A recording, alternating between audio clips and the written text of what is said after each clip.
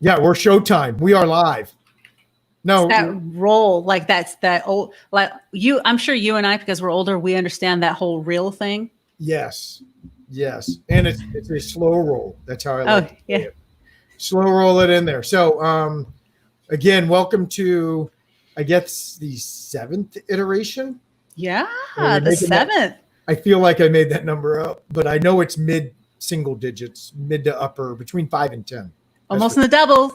Almost in the doubles. There we go. So let's do this first. Let's get our JAG stuff out of the way. All right, here we go. Presented herein are those of the individual speakers and do not necessarily represent the official position of the Department of Defense, the Department of the Navy, or any command or unit within the Navy. Jagged up, we're good, we're legal. So, we've got a lot of stuff going on. July 4th is coming up. Juneteenth just passed. A lot of independence, a lot of freedoms, a lot of things that we talk about. And real quick, before we get into the meat and the potatoes, like, subscribe, share, do all that cool stuff. I think you said I had to do something like this, right? Yeah. To say, like, it's your turn kind of thing. Yeah. So just as Master Chief Rodney mentioned, please share these platforms. We're on Facebook. We have a Facebook page, The Leadership Within, as well as YouTube.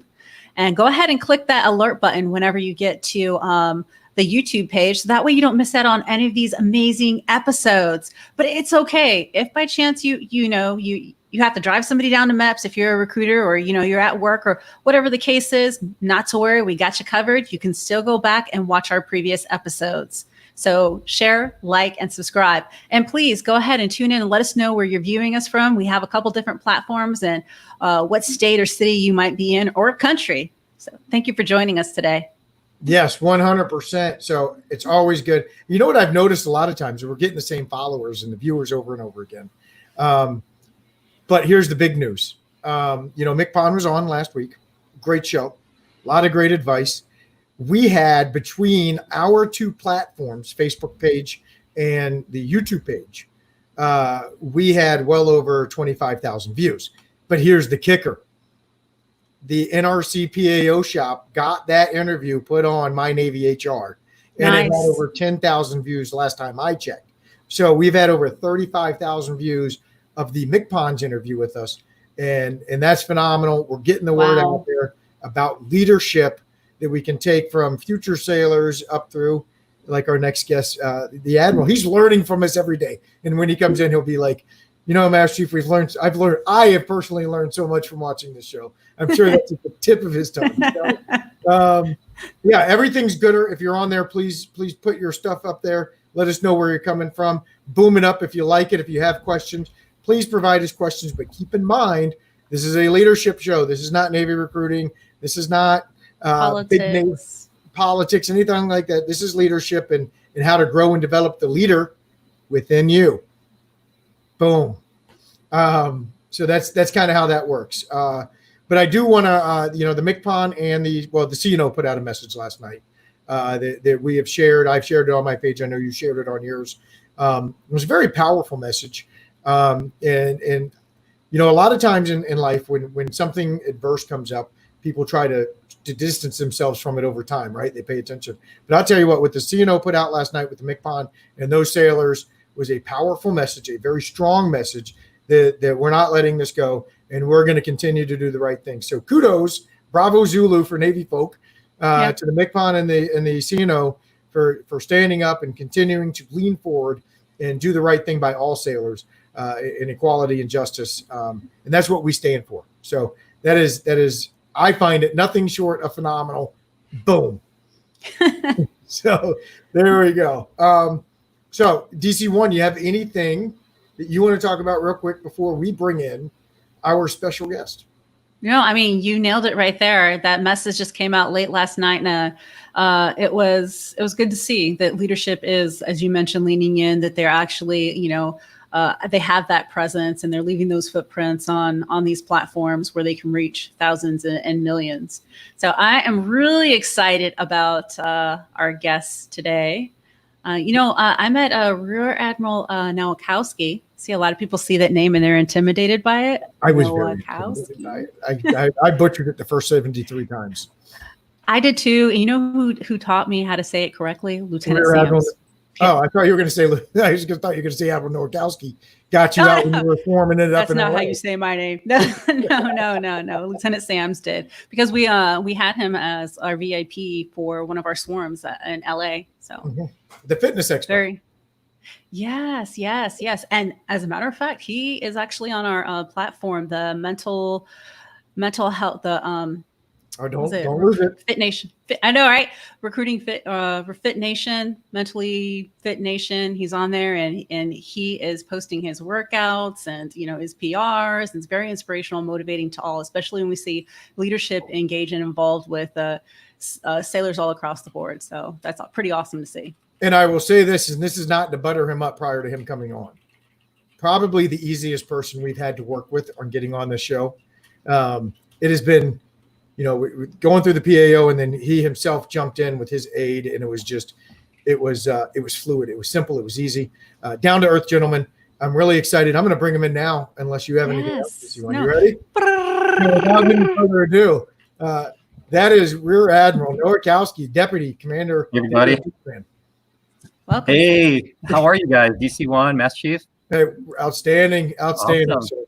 Yeah, hey, it's great to be here. I've been excited for the last week to join you guys. It's Friday. I mean, how can it get any better than this? Well, it's better for you because you're Friday in San Diego. Hey, Friday is Friday wherever, right? So is it 78 degrees and a slight breeze off the ocean right now? Is it a slight breeze off the ocean? Actually, I was down at a coffee shop this morning doing some executive coaching, and a little overcast this morning. Little overcast, maybe about 65, 66 degrees. But hey, San Diego, that's going to burn off here shortly, and it's all good. Be positive, optimistic, right?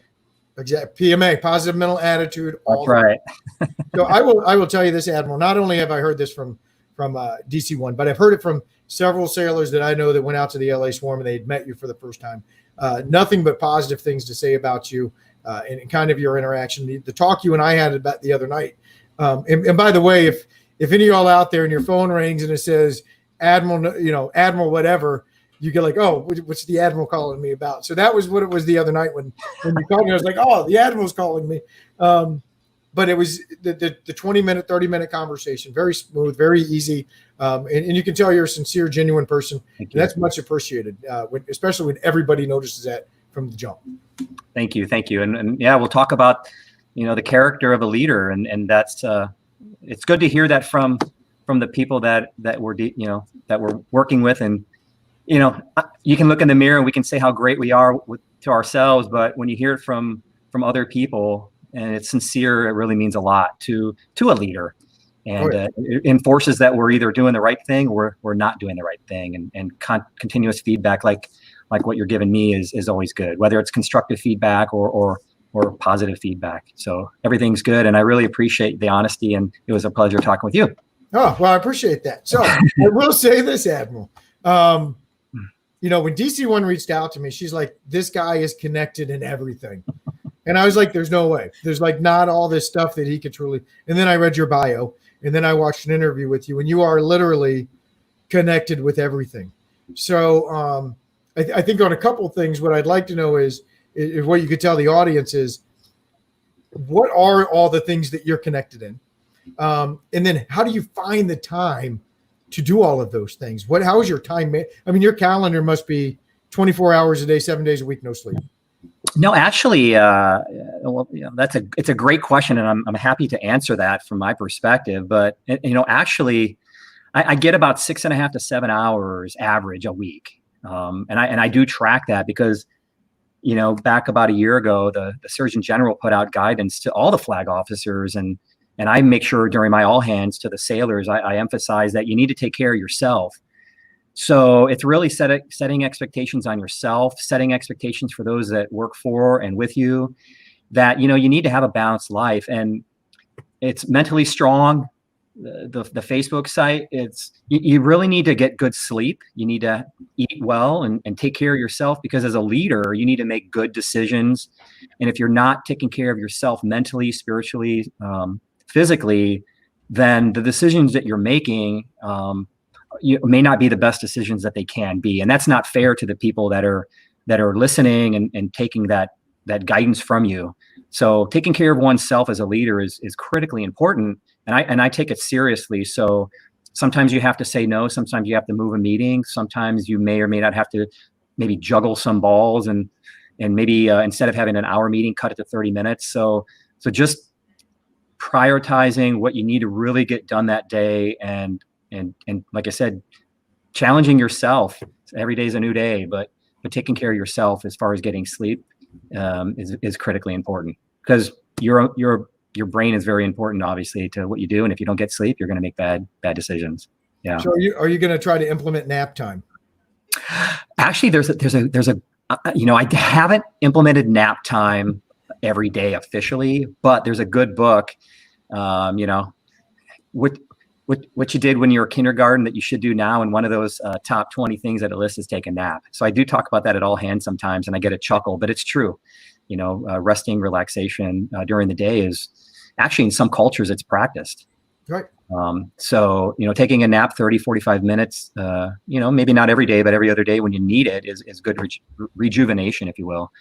And even working out DC1, if working out for 30 to 45 minutes, maybe just pedaling the bike or meditating or doing some yoga, to me, that's relaxing as well. Yeah. So.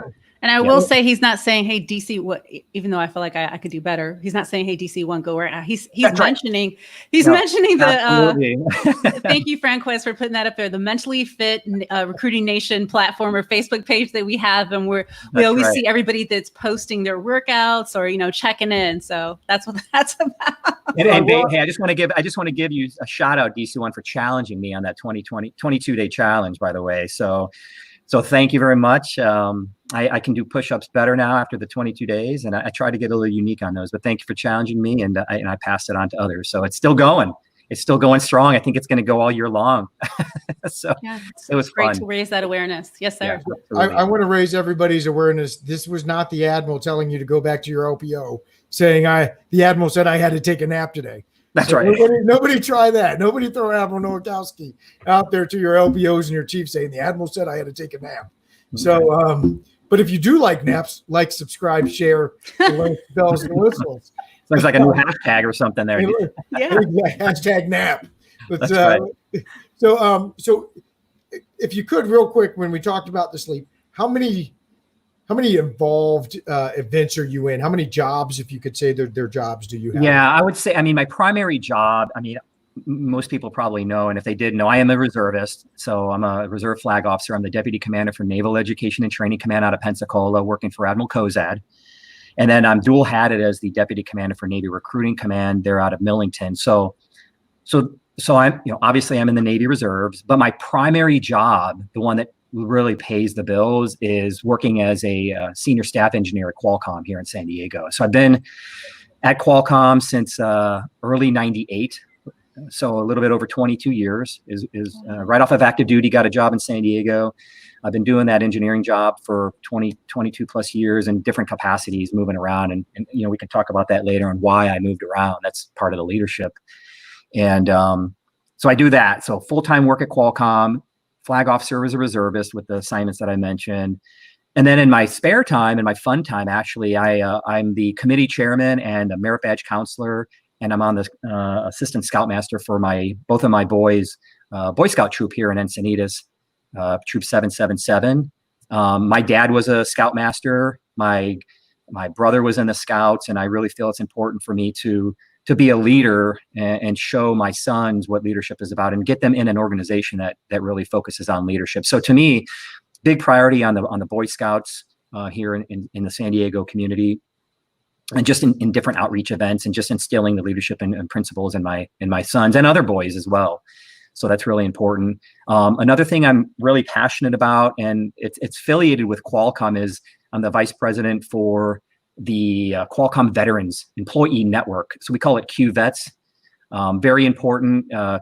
Again, I don't get paid for that job, but I really feel like it's an important job for not only helping transition veterans into QUALCOMM, but also really work with veterans at QUALCOMM, and not only just the veterans, but the supporters of veterans at QUALCOMM to make sure that we really highlight the skill sets that the veterans and the supporters have, and how it really makes the QUALCOMM better, not only from an inclusive and diversity set, but we, military veterans bring a different set of attributes, if you will, to the company. So I thought it was very important not only to be a representative as a reservist, but to be a leader in that community and help it grow. In fact, we're top 30 for the Secretary of Defense Freedom Award this year. So we're waiting on the final vote here sometime soon to see if we win. It's not about winning, but it's about notarizing QUALCOMM for supporting that program, the veterans program. So I'm really passionate about that, and I get a lot of pride out of it. Also very involved with the USS Iowa Museum, the Surface Warfare, Surface Navy, basically a museum up there in San Pedro. So I'm on the advisory board as a flag officer. I'm not a voting member, but I'm on the advisory board. So helping them out from a civilian perspective, and also an advocate from a military perspective as well. So I do that. And then I'm also a member of the San Diego Fleet Week Council here. And that's more from a QUALCOMM representative. I'm the QUALCOMM representative for San Diego Fleet Week. QUALCOMM sponsors the Innovation Zone for Fleet Week on an annual basis. So, what best than to have a citizen sailor on the board that can hear and give recommendations from a veteran perspective.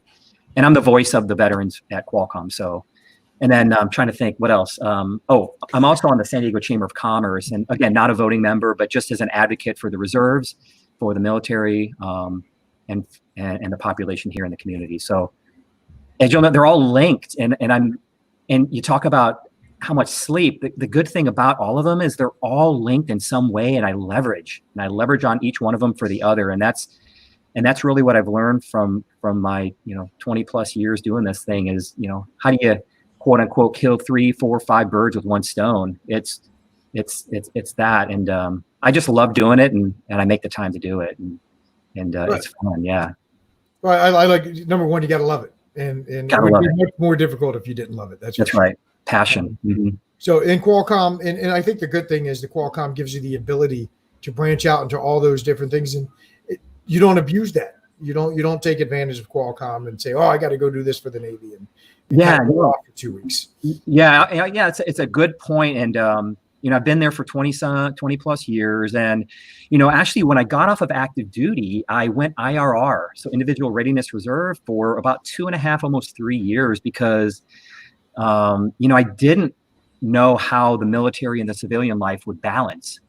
So I really got out of the Navy, if you will, for about 2.5, 3 years, focused on my QUALCOMM job until I felt comfortable doing that job. I was in manufacturing at the time. I was working down in the production line, and it was difficult for me to travel and et cetera. And after about 2 years, I had conversations with some of my mentors and my dad, and my dad was a reservist for 13 years out of his 26 in the Army, and I really missed the camaraderie. And I'm like, I really want to get back in the Navy and serve. And I joined back into the reserves in December of 2000, and it felt like I was kind of back with the team in a way, because it really was a whole different culture. It was, again, I get something every day out of all the jobs that I do, and I was like missing something, and I had to close the loop and get back into the Navy, and one of the best decisions I made in my life was to join the Navy Reserve. So I'm. I joined the Navy Reserve, and the thing about QUALCOMM is, over the 20 years, I've actually changed jobs 5 times in the company, and that's adjusting for my Navy career, actually, to get more proactive versus reactive. So get more ahead of things and be able to plan more so that I can adjust with my reserve job better. So I've actually went from manufacturing to operations into program management into quality systems, et cetera, et cetera. So I was able to do more proactiveness, if you will, than more reactive, working on the production line. So I could do more work virtually, and maybe adjust my schedule a little bit more than having to be on the production line on a daily basis. So that was one cool thing. And then what I've done over the years is, I've really worked hard with my supervisors and the people that I work with on the teams to educate them on the process of the reserves. So they didn't have any Navy reserves in manufacturing when I was working, so they didn't even really know about or understand what the expectations were, like what my commitment was and how the process worked, et cetera. So it took me years in order to kind of educate them on the process, and to the point where now I actually have a goal in my performance review on reserve commitment, on QVETS commitment, and then on my normal job, my engineering job. So my performance goals actually delineate an approximate percentage that I spend on each one of my positions. And then last but not least is, Qualcomm is very military friendly. So being on the board for QVETS, we've been able to change some of our policies from a military perspective to adapt with, the National Guard, Army, Air Force, Navy, Marine, Coast Guard. We have members from all of those in our workforce, and some of the policies are a little bit different from each one of those services. So adapting our policies at Qualcomm to adjust for the various policies out in the reserve force is very critical. So I feel like I'm making a difference, and I'm actually affecting the lives of people downrange, not just being selfish and worrying about myself, but it's really, worrying about the people that are coming behind me to make sure that the policies are set up for their success as well at the company. Well, I think that's a guarantee. It's something you're doing, especially when you not only look at what you're doing with Qualcomm, but what you're doing in the Boy Scouts, in the Fleet Week, in the Battleship. These are all things that lend to to America in general, and to our youth, and developing people in the right way, and then giving back to the vets at Qualcomm. That's vital work. Yeah, and I think it keeps you balanced. I mean, it keeps your, the way I look at it is, if I was doing the same job over and over and over, my personality is, it may become a little bit, redundant. And so to me, it's the work-life balance. Qualcomm's really big on work-life balance. The Navy's really big on work-life balance. So to me, when I'm done with this call, I'm going to go work out for 30 minutes, get my mind working on something, maybe think a little strategic, have a little fun, see what else people are doing on Mentally Strong and Fit, and go, hey, I should try that. Hey, that's a good idea. Maybe I should do some rowing today. Or, hey, I see Master Chief going for a run at 5:30 in the morning. Hey, that's a good idea. I need to do that tomorrow. So it keeps you refreshed, and it keeps your mind, off of one thing. And maybe it's a stressful day, and it just lets you rejuvenate, I would think. And then, after that, you go on to the next thing. You go on to, working on a Boy Scout outing that we have this weekend, and then shifting back over to Qualcomm. I feel like I have like eight processors. Ironically, we work on processors at Qualcomm. I feel like I've got an octa-core in my head going on at all time. And my job as an engineer is to optimize the core and how they're working with one another, and save battery life, and make my job as efficient as possible. And so, yeah, it's kind of an interesting way of looking at things, but yeah, I just try to have fun, try to be, mix things up a little bit, and hopefully that works out and it shows, right? Oh, it does. It definitely does. So as we continue to go through this, like, share, subscribe, bells, whistles.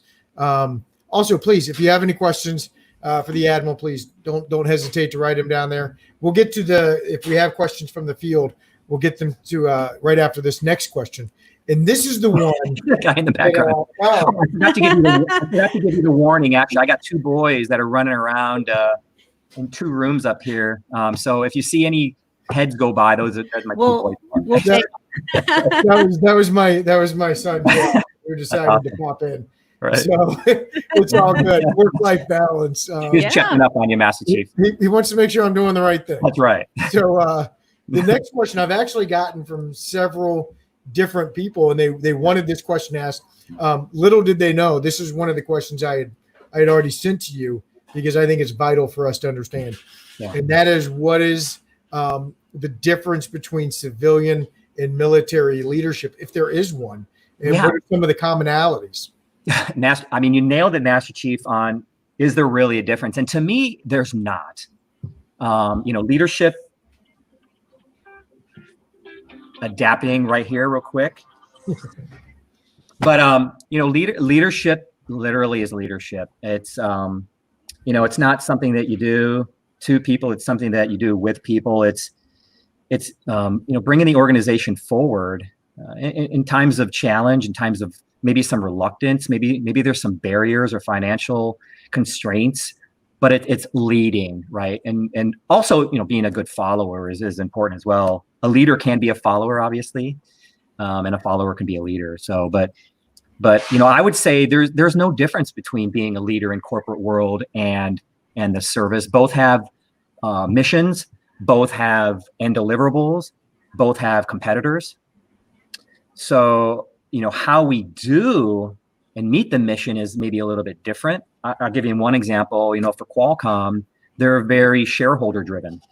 So stock price, very, very stock price driven. And, based on what our competitors are doing or the share dictates, we may adjust our business strategy. The Navy as well has a very clear mission. And, we're in a times of challenge right now with COVID. And I know for a fact there are various Navy entities and going through process improvement, increasing agility, increasing innovation, become more efficient. And we have adversaries in the military, just like we have competitors in corporate. So you take a leader out of corporate and you put him in the military. You take a leader in military and you put him in the corporate.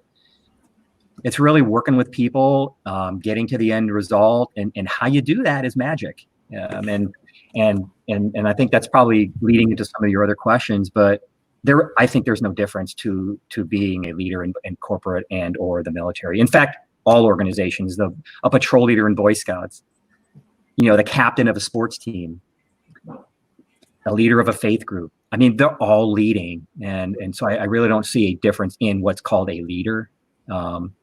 So yeah, I would agree with your last one. Is there is really no difference, to be honest, in my opinion. So is there any lessons that you've learned from the military that you've been able to take into your career in Qualcomm, or vice versa? Anything that you've learned at Qualcomm, not just in regards to leadership, but really in anything in general that you've been able to bring one to the other, or vice versa? Yeah, I mean, the biggest lesson I think, me personally, is that you're never done learning. Like every day you're learning something. I mean, I had a conversation with the other day. I learned something. I mean, I learn things every day. And I think one of the important attributes of a leader is that you have to keep learning. And even as a flag officer, even as a CEO, even as the leader of the nation, you're humble, you're listening, you're always looking at maybe another opportunity to grow or develop. And that's important, because if you're perceived as being stagnant, or if you're perceived as somebody that's not willing to change, then people won't approach you. They're going to be fearful. They're not going to want to come up with a good idea. And in fact, that one idea from that one sailor, that one peer, that one person that maybe even reports that you're reporting to, that one idea could make a huge change. It could be a game changer. And if you're not a respected, credible, people don't want to come to you and talk about those in an open environment. You're missing out on those potential opportunities that could really change. I mean, they could be drastic changes to the business or the culture or the structure of what you're doing, which in the end result impacts everybody. So I think that's a huge lesson: is always keep an open mind, always listen. Ask around. I've got mentors both at the peer level. I've got mentors at above me, and I've got mentors actually at ranks below me. So it's really important just to be approachable. And I think that it's just treating people with respect, and what comes around goes around. I agree. Amen. TC1, you work at headquarters at NRC.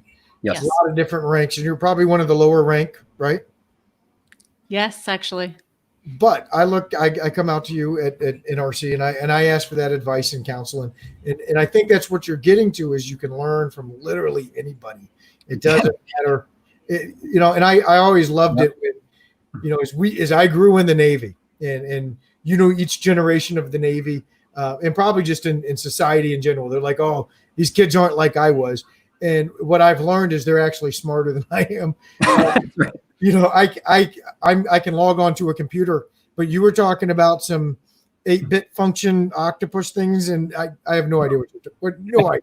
But there's some 23-year-old kid out there that's like, come on, Master Chief, this is what we're talking about. Yeah, I mean, and the thing that another lesson is, you don't know what the strengths are from somebody unless you ask them. And there's a lot of humble people out there that don't want to say what their strengths are. They maybe feel like they're bragging, and I want to know what people's strengths are so that I can leverage them and in worst case, give that person an opportunity. And sometimes everybody's a little bit different. And when you ask and really get to know somebody and really know what they want and what their strengths are, sometimes even at Qualcomm, we adapt what their job description is. We'll be flexible and say, you know what? I didn't know you did that on the side and had your own side business going on, maybe at night. But there's a guy that works right next to me at Qualcomm. He's he's a principal engineer. He's been working at Qualcomm for about 20 years. He and his son have a side business where they basically interview family members of people and look at the kind of video their generation. Because a lot of people don't talk with their parents or their grandparents and maybe really get a perspective of their life. Well, he has this company that he runs in the background, and it's basically going to families and videoing them. And now that we know that he's got a passion for this, we have him working closely on projects that deal with that. We're working on a project right now where we're working with the Learning Center to increase some of the visibility on a lot of our programs. Well, now that we know that he loves doing video and he loves to interview people, he's passionate about it. And so we ask him, hey, would you be willing to do this or not? And you'd be surprised, what people will say, because they just like doing it and they really get a passion out of it. And it breaks up the day, gives them another sense of purpose. So absolutely. Strengths of sailors. Even in the reserves, you got these sailors out there in the reserves that they may be doing one job in the Navy, either an IT or a JAG. And then in their civilian world, they're doing something totally different. I mean, they're total force multipliers. Oh yeah. And we have to embrace that and leverage off of it. That's a great point. DC1, what do we have on the chats? Anything, comments, questions, anything along those lines? Yeah, so it seems as though a lot of our viewers are shocked at all of the things that you're involved in. So when you had mentioned you just figure out a way of how to use that one stone, to tackle or whatnot, like 3 or 4 of these things. I think we're all counting like 12 for you. So a lot of comments about exactly finding the time and everything. A Terry Horn says, proud of you. NC1 Franquez says, wow, so humbling, sir. She's a member also in the mentally fit group. And she says, right. Yes. You enjoy what you do every day. Therefore, you really are not working, and great leadership tool. Yeah, I'll give you an example for maybe one of the persons that are online getting a degree. Or so Qualcomm, when I first got out of the Navy on active duty, I started the job at Qualcomm, and I got my MBA through a Qualcomm program actually on campus. It was a program through California State University, San Marcos, and so I was the quality engineer at a manufacturing line, and I signed up for the MBA. And, about a year into it, we had to work on a project, and it was dealing with statistics and operations, if you will. And I'm like, ooh, I've got a lot of good projects that we're having challenges on at work. And so I had about 20 people in the class that were looking for projects. So to me, I'm thinking, kill 2 birds with 1 stone. Wow, let me go to Qualcomm and ask my boss what kind of projects that he needs done. And everybody's resource constrained, and you never have enough money to do all the things that you want to do. So I got a list of projects that my supervisor was interested in, and I basically brought those over to the cohort, and I said, hey, these are some interesting projects that you guys might want to work on. Volunteer, I'm willing to help you. We had great support, and we solved a lot of the problems over of those 3 months. And basically, they basically studied and did statistical analysis on some of the problems that we had, shielding issues, placement issues, design of experiment stuff that we had going on our production line. So it was a win-win. And again, going back to leverage, I wanted to leverage something that I was already doing for my MBA, but I wanted to make sure that it was helping where I worked, right? So how did I balance it? I saw where there was a fit and how they could be integrated together. So it was less stress, and it was really become part of my job. And so that's how I kind of think in my mind I'm always thinking about optimization, leveraging. How can I do 2, 3 things maybe at the same time? Obviously ethically and without breaking any rules.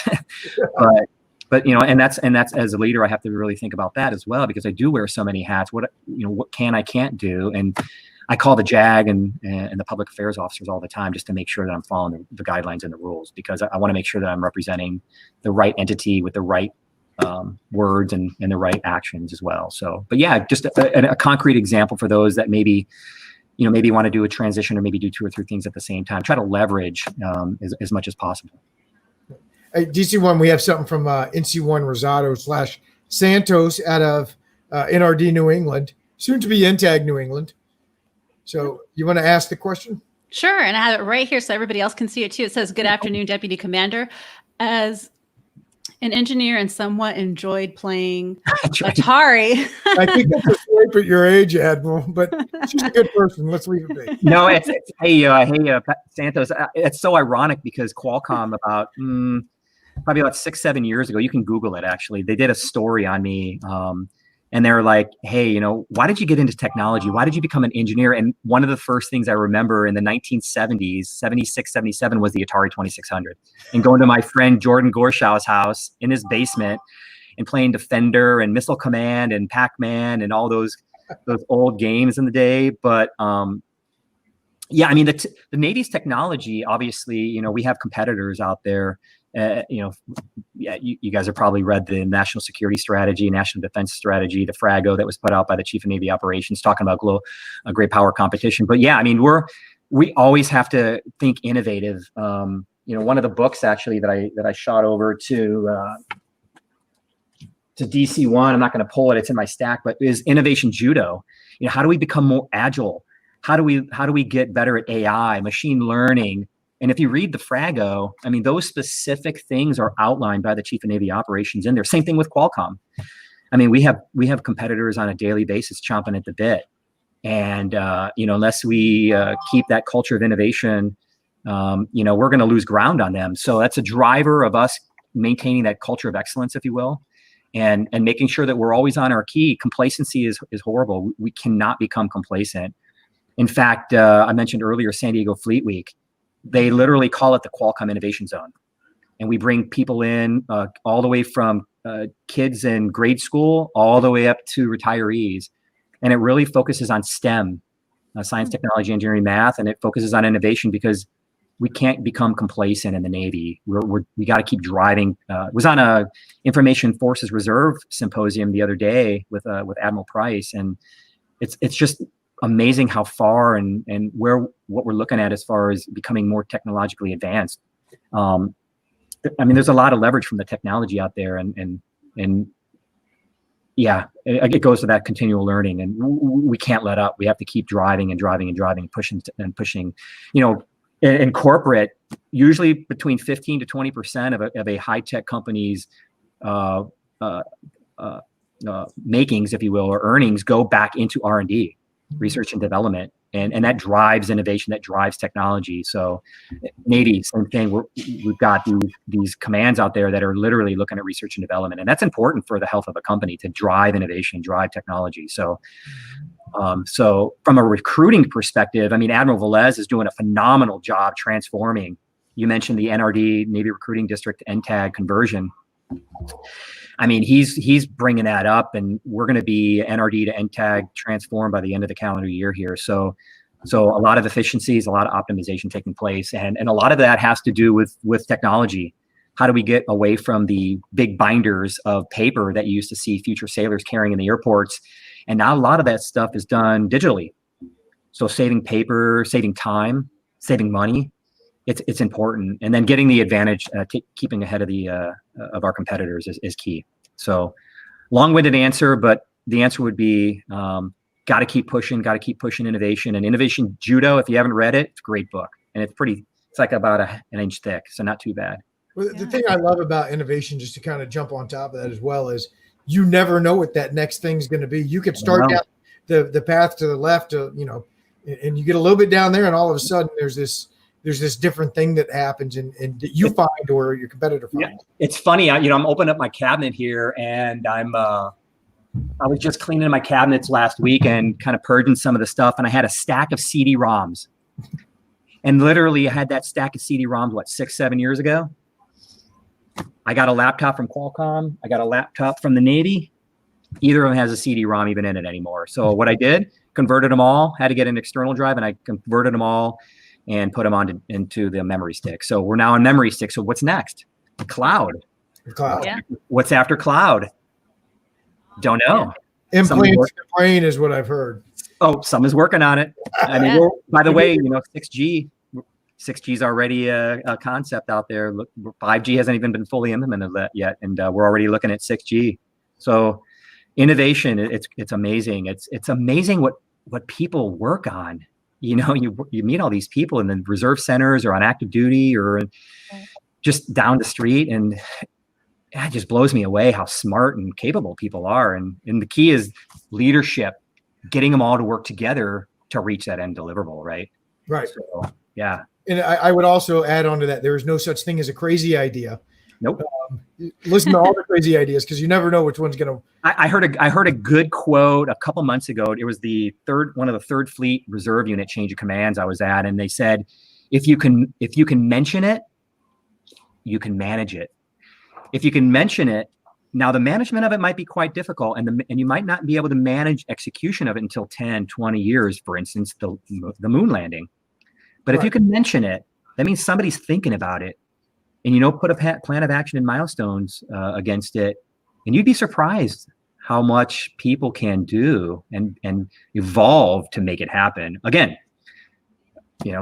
good leader will have the vision, have the vision, and if it's capable, it'll happen. It may not be capable today, but it could be capable in 3 months, or maybe even 4 months, or maybe even 6 years from now. So if you can mention it, most likely you can manage it towards succession. So that was an interesting concept. So again, it goes to your point. Don't be afraid to bring up something, because if you can think it, you almost likely can do it, right? If you just look at the last 140, 150 years, innovation has been out of this world. Absolutely. It took people with conviction and courage and a little bit of maybe a little bit of craziness up in the brain housing group to push it through. Right. So it's an interesting time. We have anything else there, DC1? Yeah, you have a shout out from Sarah McDonough. I'm not sure if you know of her, but she's from Coastal Riverine Squadron. That's down the street from where you're at. Yes. Thank and you. Then also just a few people just saying great stuff. They appreciate you being here. Inspirational, down to earth person. That's from Senior Chief Gutierrez over at HQ. And then Master Chief Carpio mentions a great example for those of us that feel that there isn't enough time in the day to get anything done. Hoo-yah.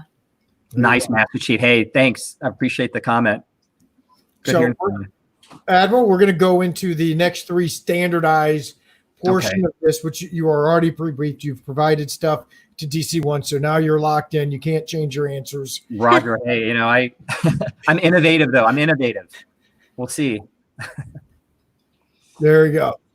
All right. So you provided 37 books, I believe, No. at once. No. What is your favorite book that you would recommend to the listeners? Yeah, it's a question that I hear often. When I'm in the audience, and so I really don't. I really don't have a favorite. And let me just be frank about that. I do a lot of reading, and I typically do books that are relatively succinct, if you will. Sometimes I may not even read the full book. I'll read portions of a book, or maybe the abstract on a book, or if you call like cliff notes. Right. But I do have a list of books throughout my house that I've enjoyed, and I was thinking about that question, going, what's the favorite book I have, and honestly, none of them are favorite. But what I can say is every time I do pick up a book, and some of them are recommendations, some of them come from the CNO's, recommended reading list, another reading list, or I'll see something on Facebook or see something on LinkedIn, or maybe there's a class that I'm taking at Qualcomm or whatever. And so I'll pick up the book and I'll read it. I have never not gained something, either leadership or a personal kind of an aha moment from every book that I've read. So I'll give you a couple examples. So I went back in time and I said, God, what was one of the first books I ended up reading? Well, the Boy Scout Handbook. So I actually opened this up and I looked at, hey, I was a patrol leader and this is when I was 11, 12 years old. And it really taught you about leadership, and it taught you how to be a patrol leader and learning. You may not do everything right the first time, but that's why you have the position as a boy. And you're getting feedback from your senior patrol leader. You're getting feedback from your scoutmasters, from your parents, from your peers, from your friends. And that's how you learn. So, one of the first books I learned about leadership was the Boy Scout Handbook. Now, this has gone through many iterations. So that's one. Another really interesting book, and if I were to have to say one of the favorites, but not the favorite, I would say, the 7 habits of highly effective people. And it's interesting. You had me go through this exercise. So I actually went in, and on the books, I actually write when I read it. So I read this book in 1997. And the reason I read it was that's when I was getting out of the Navy.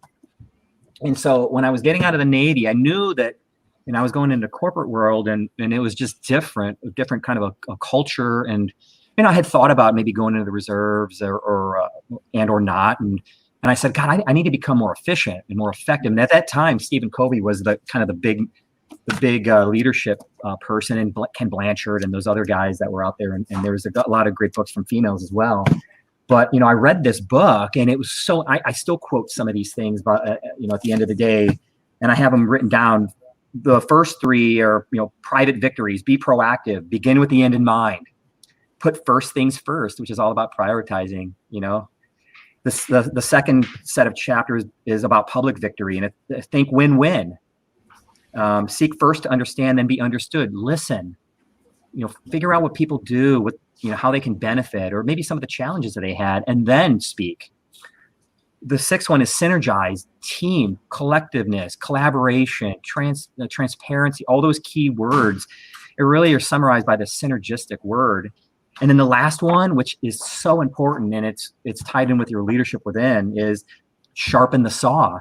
And what Covey really means by sharpen the saw is continually learn, continually develop. Just because you have an MBA doesn't mean you know everything that's going to happen 2, 3, 4 years from now. You're constantly learning. So what he says is sharpen that saw, sharpen that knife. They go dull after a while. And you got to remember, it's a OODA loop. It's a feedback loop that, I've actually read this book multiple times, and I still learn things from it. And, but yeah, that's another big book. And then I'll just mention one other book, and it's a book that's very dear to my heart, actually. And I got it. It's called, let me see if I can get this on here. It's called Service Etiquette. Now, this is a thick book, and this is a special book that I keep actually out all the time, and I read it. And I actually got this from a fellow admiral, and I didn't know he was an admiral. We didn't know he was going to be an admiral at the time, but I got it from one of my friends, Eric Verhaeg. So Admiral Eric Verhaeg. And so he gave this to me when I got off of active duty as a gift. And he's a Naval Academy graduate. And then it says, hey, Rob, once over my initial shock, I've been impressed by your energy, persistence, and ability to get the job done. Never lose your inquisitiveness, your candor, and your enthusiasm. All the best with whatever path you take. Regards, Eric. Fellow Admiral, Admiral, same class. And, that was back in the 90s, late 90s. So, again, you never know. That book inspires me not only because it's a personal thing, but service etiquette is very important, and reading that book really gets into the traditions and how to do the right thing. So, but yeah, those are some of the books, and I sent DC1 a list of some of the other I would say top 20 books that I've read, but my answer to that would be not really one favorite. It's really a lot of books, and I'm also I'm looking for the next one, and I'm balancing corporate. I'm balancing community, I'm balancing Navy, I'm balancing DoD, I'm balancing innovation, because I need to be relevant. I need to be a leader, and I need to be able to talk and empower and engage and energize. And I'm always looking for another way to do that. And the last, I guess I will mention one more book because it's really important with working with people. It's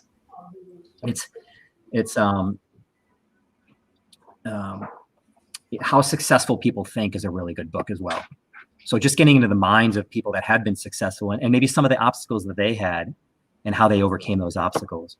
So not everything's peachy, right? Not everything's always everything turned out great. So how do you learn best? You learn from people that went through challenges and heartbreak sometimes, and you try not to do the same thing that they did on a negative side, but leverage off the positive way that they overcame that, so that you can not do the same mistake, but leverage on what they did to make it a success in their next venture. So yeah, so we can send you a list of those books if you're interested in books that I read. But there's so many good books out there, Master Chief and DC1. It's keep reading. Keep reading. Goes back to what you said. You always have to be learning. Right. So picking one book and reading excerpts from it. We told on last week, I have a very hard time reading books. I just read Sea Power by Admiral Stavridis. I think that's how you say his name. it took a long time to read it. Not that it was a difficult read. It just took a long time to read it because 3 kids, all 5 years old, surgeries, finishing the degrees, all that stuff, life gets there. So if you can learn just one little bit a day, one tiny thing to make yourself #gooder, boom, put it down there, folks. That's important. So another way, and then another way of doing it is maybe you're not a good reader. Maybe it takes you a while to get through a book. Find out somebody maybe in your network that has read the book, and have a cup of coffee with them, or have a conversation with that person that read the book and say, hey, I was just curious, have you read this book? Or, hey, I found out that you read this book. Hey, kind of what was it about and what did you learn from it? And then you have a conversation about it. And then they can almost mentor you on what they learned from the book. And then you can bring up maybe some challenges you have that apply to the book. And so you're literally almost reading the book, but you're reading it through the experience of your discussion, and TED Talks, and tapes in the cars and stuff like that, where you're working out, put the headphones in. Leadership within audio version off of YouTube. Absolutely. Podcast, Facebook, read, listen to, I actually listened to the MCPON one when I was out on the Peloton. Oh. So, there's only, going back to your, there's only so much time in a day, but there's so much exciting stuff. Rear Admiral Scott Jones, a fellow, one of my mentors, and is running the Commander Naval Air Forces Reserve. I love he always, life is beautiful. Take advantage of life, and there's so much good things to do. It's almost like, how do you get everything done in a day? You have so much time, to be on this planet Earth, and there's so many fun things to do. How do you get as much done in a day as possible? And it's trying to do things in parallel, and some things you may want to just do and just focus on one thing, because you maybe want to meditate or just really focus on something personal, and that's great, but how do you get as much done in a day as possible, and have fun at it, and give back? And it's a challenge, right? It's a challenge. Definitely. So Admiral, we don't have a lot left, a lot of time left. So I want to get to your quote real quick. Yep. And then we'll stop with any advice, and then we'll let you get back to what you need to get done today. So a quote. I love quotes. I think they're, and we talked about the MCPON last. It's all driven by the moment that you're in, or the situation that you're faced as what's important. And I know you feel the same way from talking to DC-1 Scott and the conversation you had. So what are some of the quotes that you like and that you find appropriate? Yeah, no, it's great. Again, just like books, I wake up in the morning, I scroll through LinkedIn and Facebook, kind of just to see what the hot topics are. And I read the military press, the clips, and Chinfo News and all that stuff. And there's always great quotes across the board. I know Admiral Mustin, John Mustin, fellow reservist as well, post things on LinkedIn, quotes of the day. And it's like, every day I read one of these quotes. I'm like, God, that's really a good quote. and I hate to be, like, wow, I really don't have a one favorite quote, and I don't, but I can't, what I can say is, I do have a book that I personally literally keep in it's small. It's something that I keep in my briefcase. It's, fits in there without getting it too big, I can actually clip it closed. But, I tabbed 10 of them. This thing's got a couple hundred quotes in there, but these quotes are all tied together. It's called Leadership Smarts. And obviously, if there was one quote that solved all the problems, this book would be 1 page long. But this book is so awesome. I'm just going to read some of these quotes out. I wish I can say more but I just don't have enough time. But one of them is, leadership is not something you do to people. It's something you do with people. And so I thought that was really, really key. Another one is, it's surprising how much you can accomplish if you don't care who gets the credit. Because you really are worried about the process. You're really worried about the final outcome, and it's a sustainable outcome. So, leave all personalities behind. If it's the right thing at the right time to do, then do it. And take those personalities out of it. That's a hard thing to say, but it's something that I truly believe in. Here's another one. The only job security you have today is your commitment to continual personal improvement. And I think that's kind of sums up what we talked about this morning. I'll read 2 more to you. I got a bunch of them in here. Another one is, it goes to the efficiency side and how do you prioritize and manage. Don't work harder, work smarter. So leverage off of people's strengths and be inclusive and be, get those people out there that have these great ideas and embrace them. Here's a really good one, and it's called self-inflection. It's if you want to know why your people are not performing well, step up to the mirror and take a peek. It might be you, not you all, but it might be you, right? Me. So, I mean, here's another really interesting one, and some of these get deep. Here's another one. A river without banks is a large puddle. And it talks about, putting constraints and boundaries and channeling energy in the right direction and is, taking initiative and staying on track, and which leaders have to do. So, if you don't have a bank, it's a muddy puddle, but you have to have some type of a constraint on it. So countless, I read you 5 or 6 of them, but yeah, this is a great book to read. Ken Blanchard, Leadership Smarts, Inspiration and Wisdom from the Heart. I think the key word is the heart. From the heart of a leader. And it has to be passion. It can't be like, well, I'm just going to say it because I just want to say it. It has to come from within. And people will read through you as a leader if it's not coming from the heart. And so that's what I would. That's how it, answer your question on that, Master Chief. Oh, perfect. So, sir, this is your time to kind of give any advice or counsel or any statements that you want to make. So the floor is yours, sir. Yeah, I mean, I know we just got a couple minutes, and God, man, these calls can be 3-4 hours long.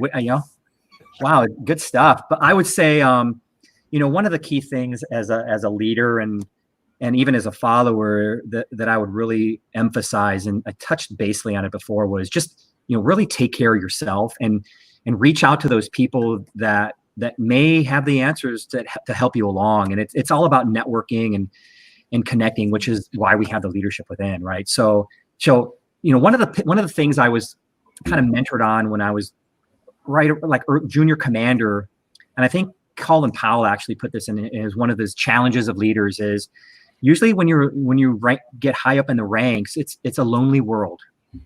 So it becomes lonely, and sometimes leaders feel afraid or feel bashful or feel like, maybe they're giving up a little bit if they don't ask questions. Like it's a sign of weakness. I would be on the contrary. I think it depends on how you ask. And I think if it depends on how you ask, and if your people really, really get those questions from you and they feel that you want to move the organization forward, and you're asking the questions because it's heartfelt and you want to move the organization forward, and you may not know the answer, or maybe you just want their perspectives. Doing that is one thing to not be afraid of. And it goes towards that whole inclusive, diverse atmosphere. Leaders have challenges, leaders have opportunities, leaders are people. And so don't be afraid to ask, don't be afraid to be coached as a leader. That's why there's executive coaching even for flag officers. Had executive coaching this morning, and I was listening to my coach and just listening to her different thoughts and process. So I would leave you with that one key thing. And then the last is just never give up on your values.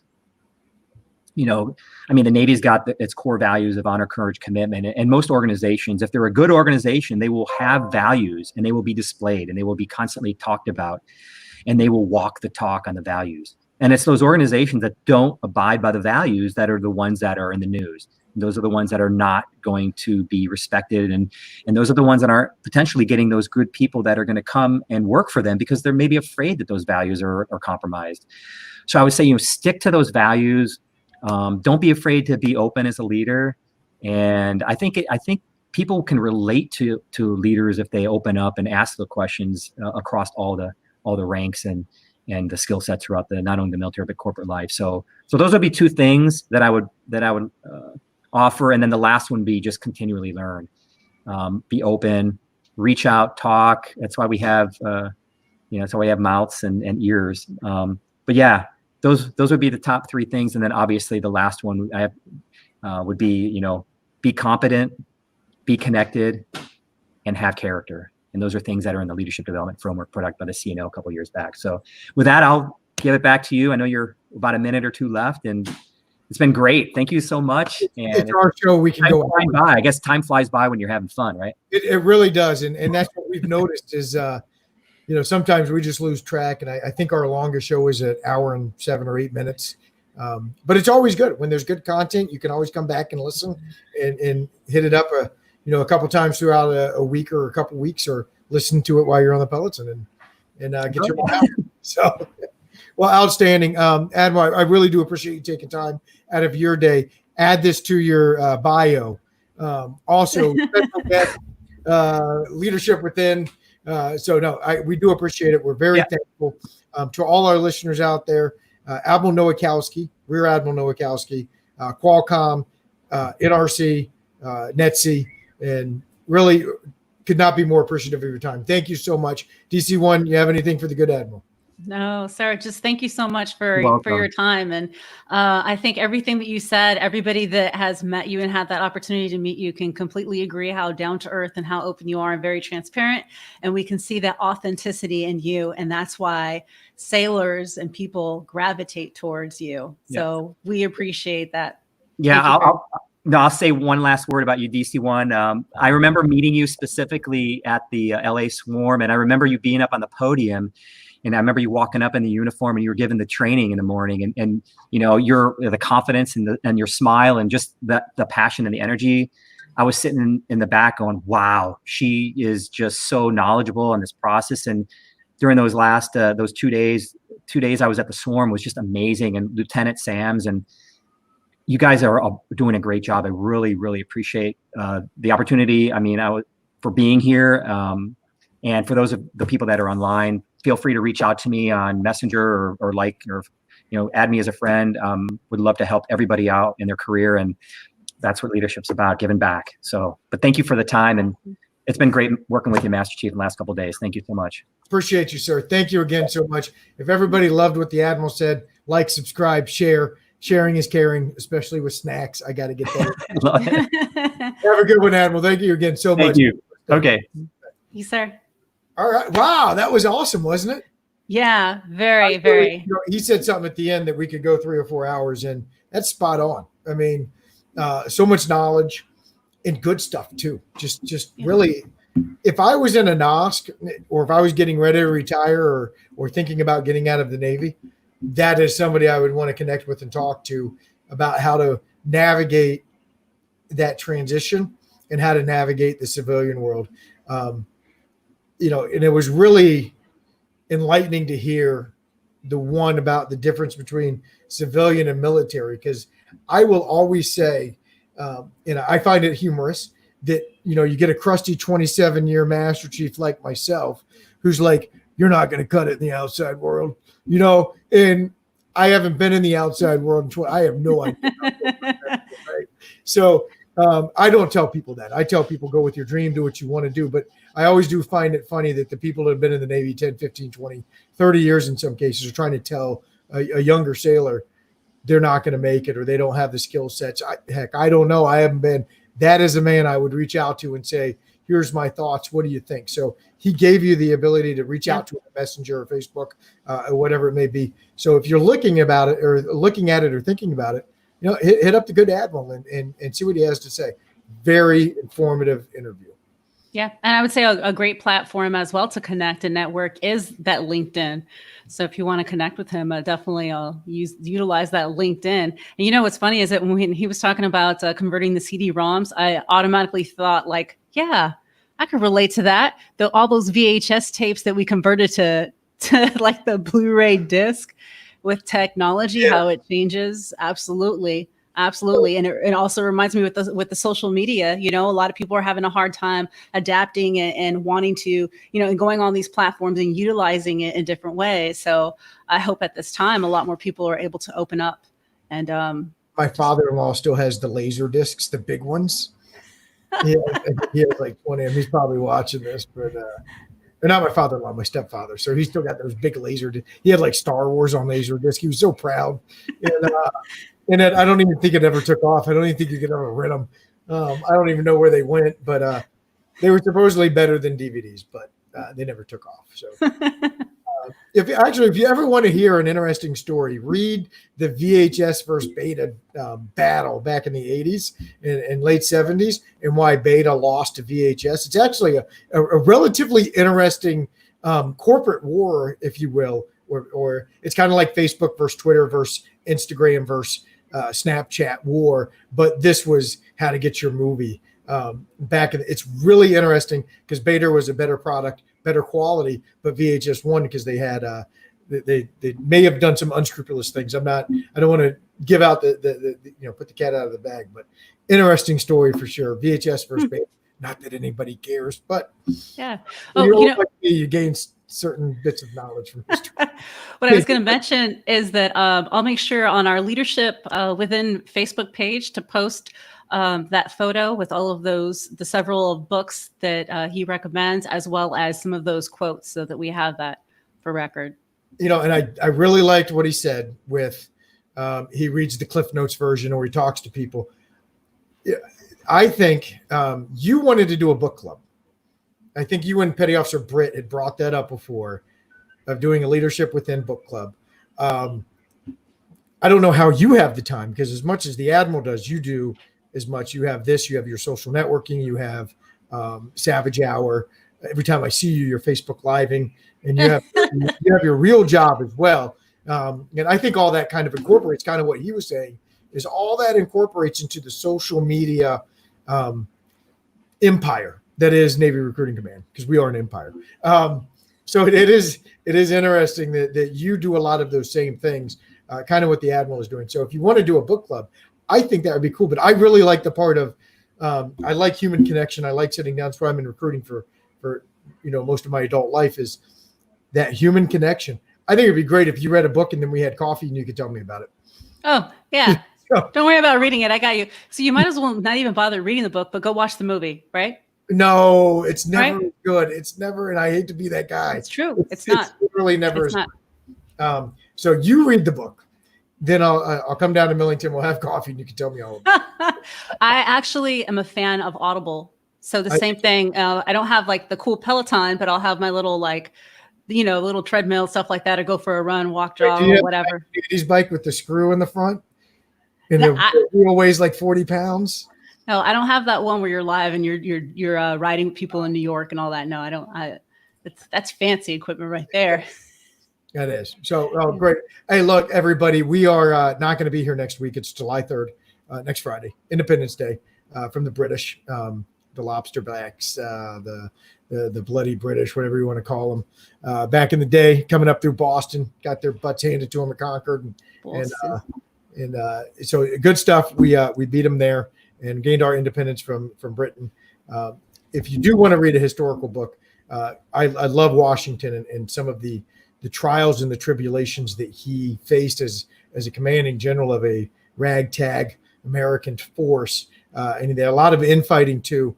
Really interesting stuff. If you ever want to read about a historical figure, Washington and some of his leadership decisions and what he had to do to maintain everything is pretty cool, especially coming up to July 4th and celebrating America's Independence Day from the British. So we will not be live. We don't have a special guest yet for July 10th.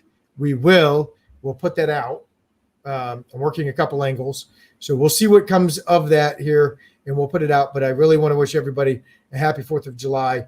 Celebrate, do it safely. Don't drink and play with fireworks, crazy stuff like that. And be safe no matter where you're at. Pay attention. Love your families. Take care of everybody around you. And just be great. Yep. And like, share, subscribe, and click that alert button so you don't miss out on any of these amazing leadership podcasts. Yes. Outstanding. So DC1, I appreciate you as always. And I appreciate you. But you keep us together. You keep us together. I appreciate that. We could go back and forth with compliments all day. Have a great day, everybody. We are going to end the broadcast, and then we're just going to stare oddly into the thing until it goes away. And it's going to go